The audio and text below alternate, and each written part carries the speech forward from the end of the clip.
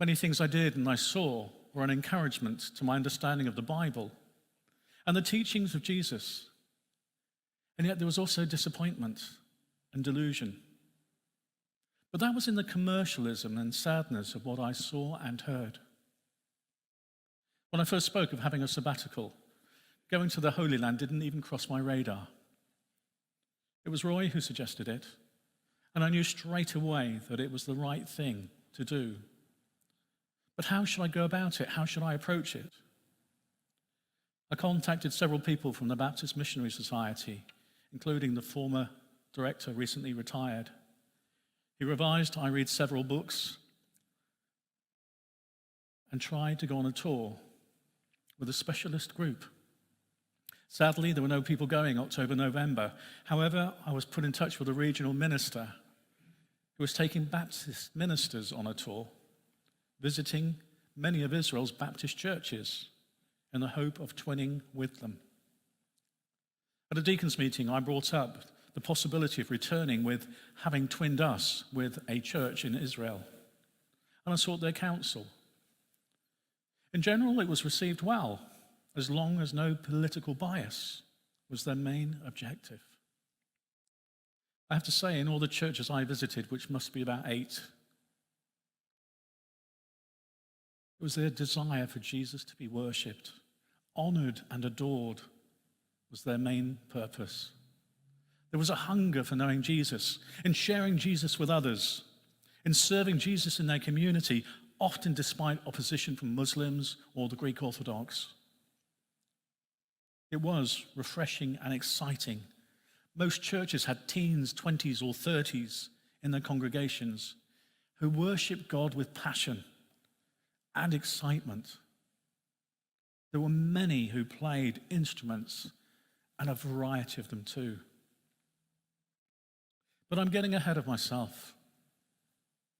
On October the 4th, I met with my new friends at Gatwick Airport. Stuart, the regional minister, had advised us that he would be wearing a white baseball cap and that he had one for the rest of us. Didn't seem like a good start. But it was obvious who he was, and in typical Baptist sense, we gathered.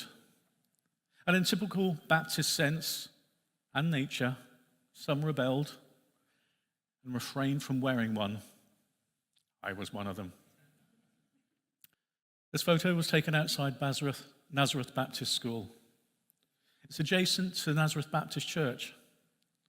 It's run as a Christian school by Arab Palestinians, where Christian teaching is given to many outside the Christian faith. You see, they send their children to this school. It opened in 1935 and reopened in 1948 after the war. There are 996 pupils from kindergarten to year 11. There are 72 teachers. It is rated the 4th in the country. Most of the teachers were former pupils themselves, and they could easily earn double if they did not live in the West Bank. 60% of the fees are funded by the government, 1,200 by the parents. They are taught Arabic, Hebrew, and English. Now, as I was given a holistic approach to the Holy Land, my presentation over the next 2 weeks will reflect this. And not just a load of tourist photographs, but of course there will be many to see. The regional minister is a gentleman on the right in the light-coloured jacket. His name's Stuart, and I've got to be honest, he and I really got on well together. This was the first place we stayed at, Villa Nazareth. And the only reason why I've included this is that Stuart and I got locked out one evening. We decided to go for a late walk, only to find the gate closed at about 11:30 at night. And although you can't gauge it, the wall where the lampposts was about 12 foot off the ground, and I just had to climb it, walk along it, and then go down the door for us to get in. We just had visions of going to the hospital 2 hours away and getting arrested for breaking in, which wasn't a good start, but nevertheless, we got away with it. So my tour began in Nazareth. Terry, do I still need to move? You're okay. It was Nathanael who asked, "Can anything good come from Nazareth?" To which Philip replied, "Come and see." Now, there are several reasons why he said this. Some put it down to village rivalry, just like Portsmouth and Southampton are. So Nazareth, Bethlehem, Jerusalem, Bethsaida. But it's generally believed that because at the time of Jesus' time, only about 200 lived in Nazareth. So the question was, can anything good come from 200 people? We visited Nazareth Bible College. Now that's a 10-minute walk from our hotel, which doesn't sound much. But if you've been to Nazareth, in fact, parts of the Holy Land, it's up and down and up and down. And many were out of breath when we arrived after this climb. And this was the first time I experienced the true political issues as Arab Palestinians feel they're ignored. They're telling us they can't build new villages. They're not allowed to. If they want to extend their house, they can't build out. They can only build up. But there's always two sides to a coin, and there are reasons for that.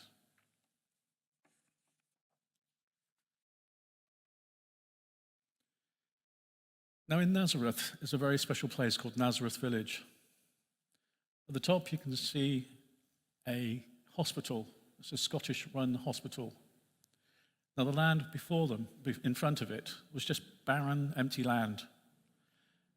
And some of the trustees felt that they could create a first-century Nazareth village.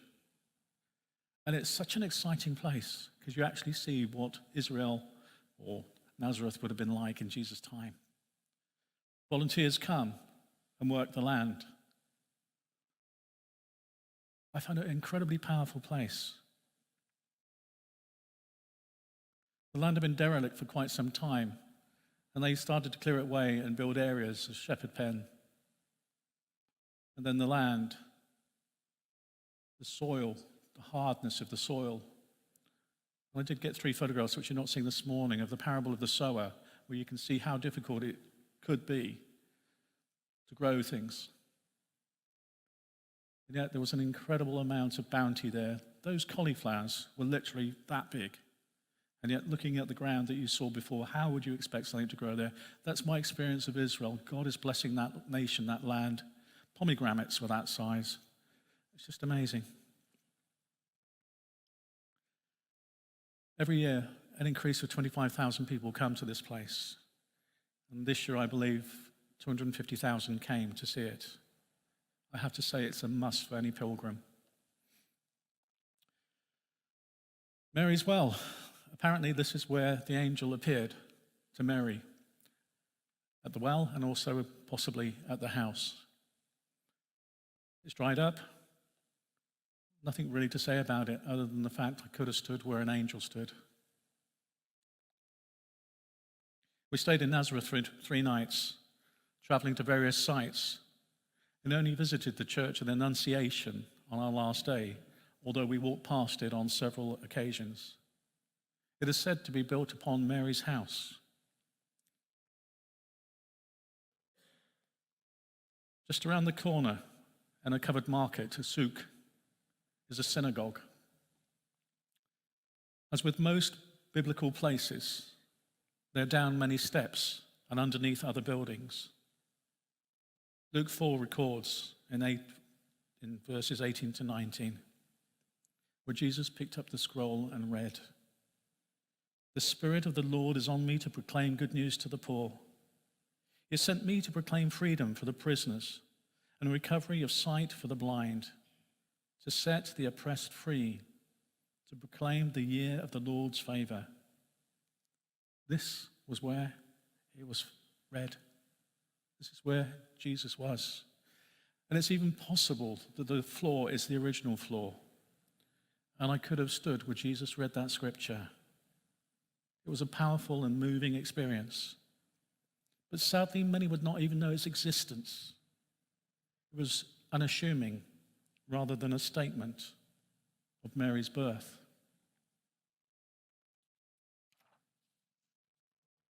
We also traveled to the Mount of Precipitation, about 2 miles from the center of Nazareth, photograph was actually taken from it, so it's difficult to really give you an idea of what it was like. In Luke 4, we read of the crowd rejecting Jesus and wanting to push him from the mountain, but he slips through the crowd. The vast expanse that you see there is where Armageddon is predicted to take place.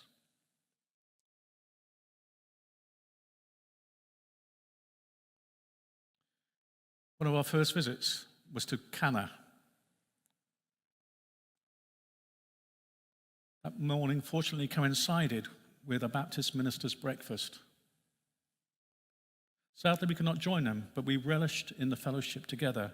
Cana, or as we would know it, Cana, is where the first miracle took place, at a wedding. And it was here that I learned that the water jars used were actually finger washing jars, not just jars of water for consumption. You'll see some pictures of them in this church up on the wall. Cana has a population of 24,000, of which 21,000 are Muslim. The church here has recently doubled in size with a new floor put in. The pastor lives on the first floor. Again, youth groups are incredibly strong here. Over 135 teenagers attended a youth camp in the summer. The pastor of this church, the gentleman in the middle, which is a bit dark, I know, is personally supported by English churches.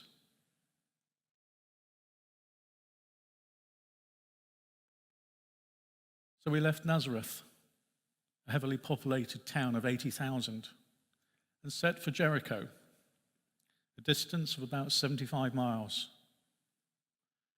Now, we are known as England's oldest inhabited town, going back 7,000 years. But Jericho beats us by 3,000 years. 10,000 years old. I have to say it's not a place I would like to live. The temperature was about 10 degrees hotter than in Nazareth.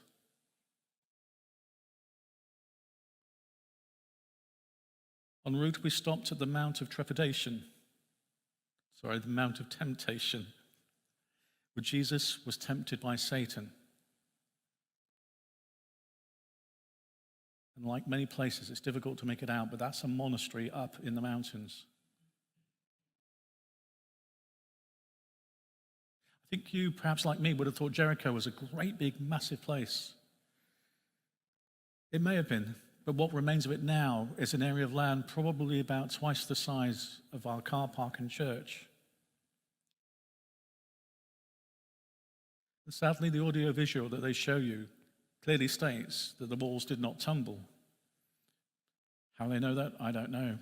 But we see we're looking at ruins where buildings have been built on.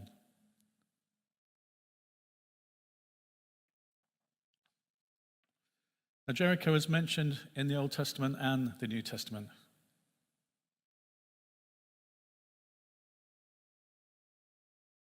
We hear of Joshua in the Old Testament.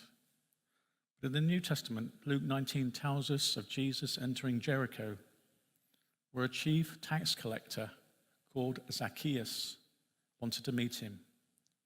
But being a short man, he climbed a sycamore tree. Now, while we were away, we stayed in guest houses mainly, but for some reason, we had to stay in Jericho for an evening, and we had luxury. Normally, the guest houses were quite basic, but this was a 5-star hotel with 3 pools and then like your typical holiday place.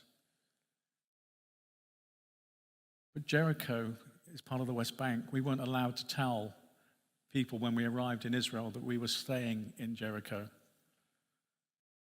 Outside of that picture is dirt, buildings in a poor state, cars dumped, litter, completely different to what you would expect.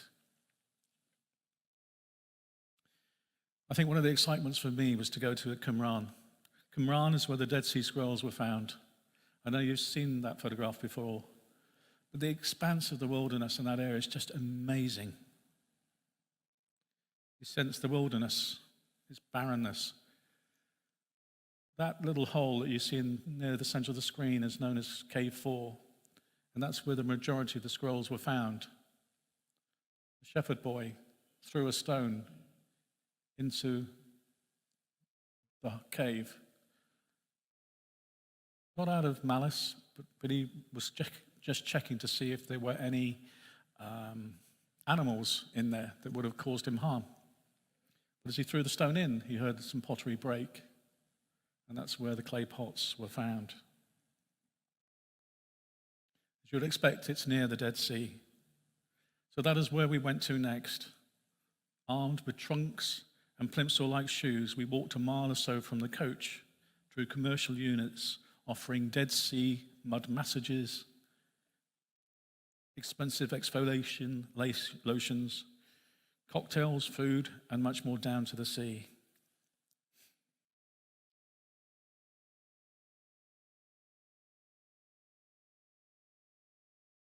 What was ironic is that looks like a Dead Sea Scroll, but that is actually just the rules of the Essenes. But I've got a Dead Sea Scroll copy in my office, which looks very much the same as that. At the actual site in the museum, there was nothing. There was no Dead Sea Scrolls at all to see. So, strolling down to the Dead Sea, you need shoes for two reasons. The heat of the sand and the abrasive sea mud beneath your feet. I wish someone had said to me, don't wear contact lenses, as water got into my eyes, which was extremely painful. Apologies about the photographs. You see, you walk in the water and it just feels like walking in any sea. But when courage allows you, you lean back and just put your feet up. Yes, that's me as well. You see, the mud is not found everywhere.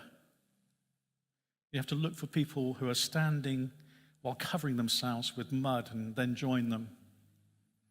Theoretically, you're meant to walk back to your deck chair and bake in the sun. And it was about 36, 38 degrees there.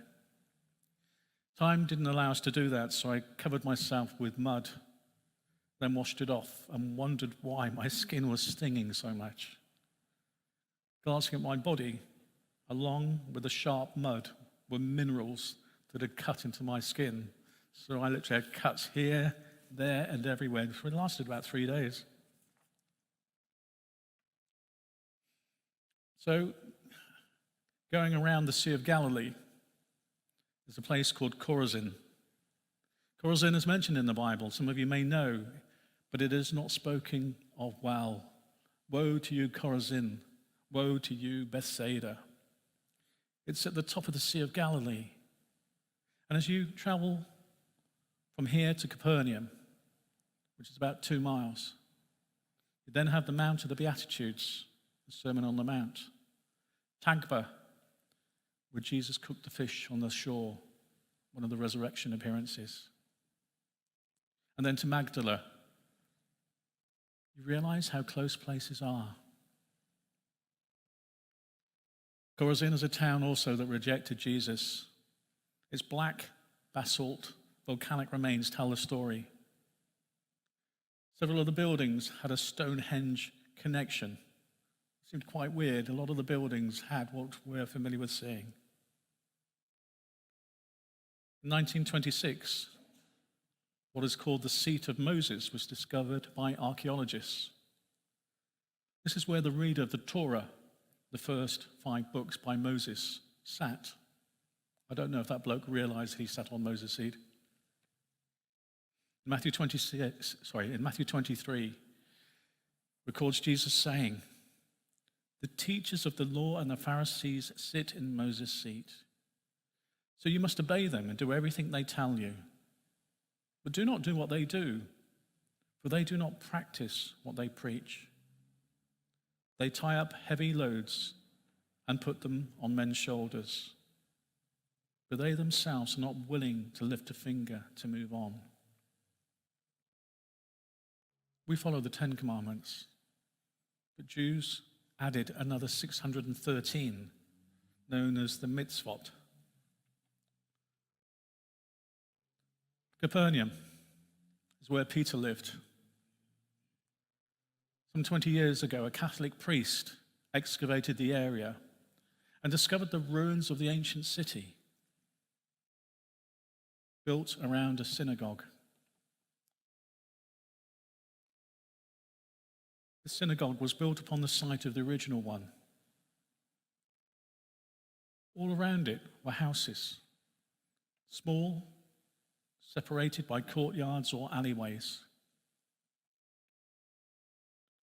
Don't ask me how, but Peter's house has been identified, and a church built on top of it. It really looks like a spaceship. And the glass floor looks down upon to where Peter supposedly lived.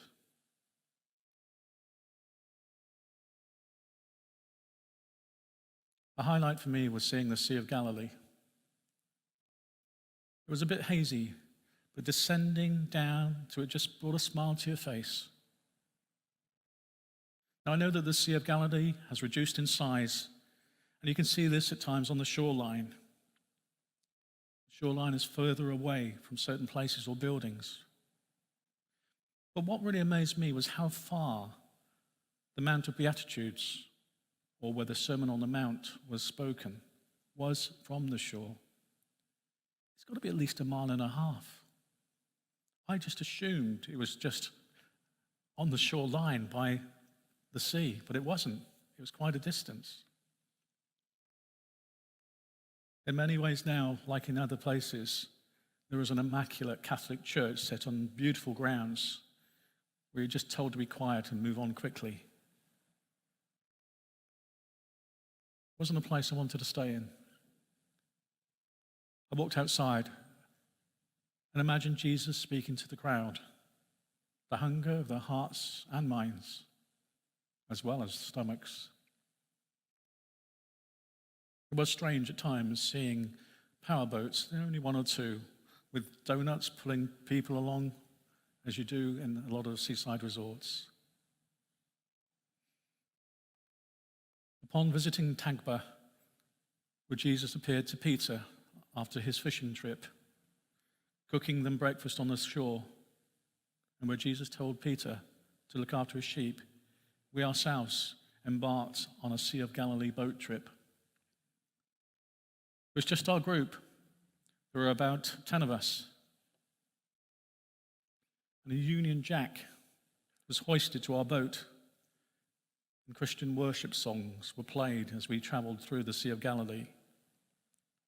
I somehow found it strange listening to Elvis singing Amazing Grace, but it soon changed to Tim Hughes and others, which made things a little bit more better. Towards the end, the crew got us to dance the Jewish hora, or Haba Nagila, a bit like our Okie Kokie, but more demanding. As I recovered, I glanced at the shoreline again, imagining Jesus speaking to the disciples and traveling to the other side of the lake to avoid the crowds, this time being tourists. Some of you heard I got lost in the wilderness. After this tour, I stayed for 2 weeks in Bethlehem at the Bible College. One morning I heard there was a boat trip to Bethany, St. George's Monastery, Jericho again, the site of the Good Samaritan Inn, and the River Jordan. So along with 2 Kiwis staying there, we joined them. Just seeing that photograph, underneath those covers are bananas.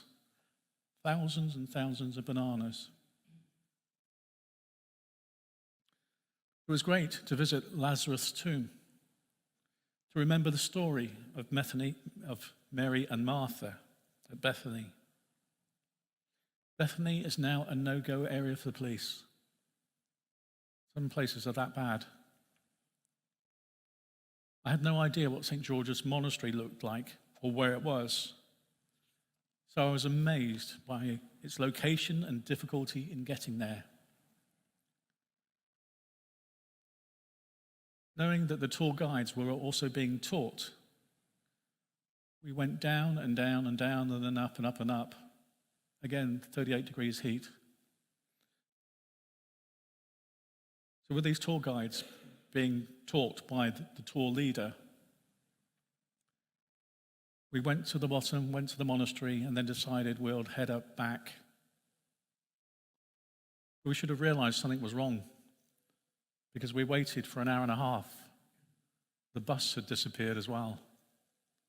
Unbeknown to us, the tour guide spoke in Hebrew to the tour guides to say that they were going to walk 9 kilometers to Jericho. So it was quite a while before the bus came back. So in this intense heat with limited water, we spent some time with some Bedouin Arabs trying to sell us jewelry made from camel bones, telling us that they felt sure our wives would love to have that.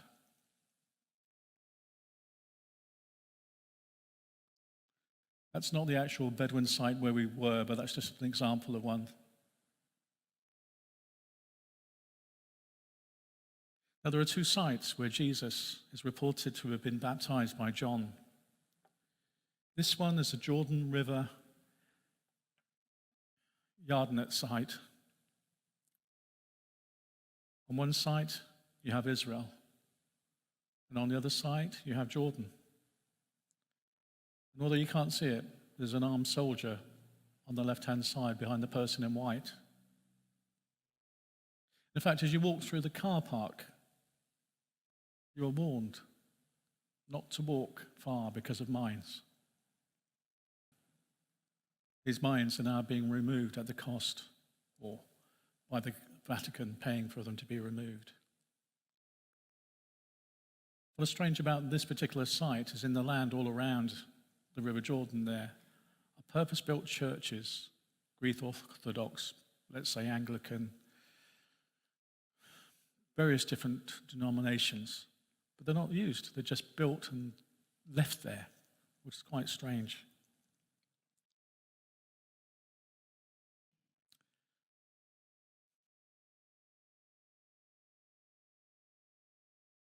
So we've not even really got to Bethlehem or Jerusalem, but we will do next week.